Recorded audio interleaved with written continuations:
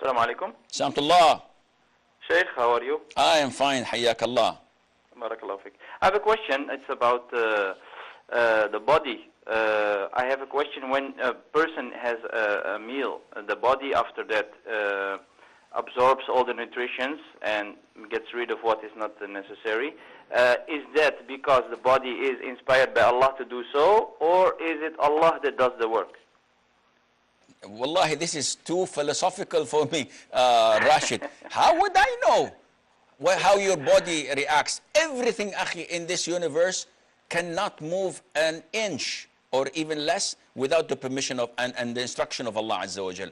So to say that, okay, when I blink, when someone claps his hands in front of my face, am I doing this out of choice, or is it because my body is protecting my eyes, or is it Allah doing? This is way too philosophical for me. Everything is done by Allah Azza wa Jal.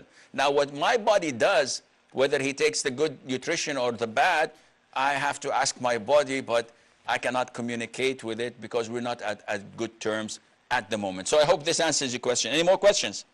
Jazakallah. Barakallah feek, akhi. Abdullah from Iraq.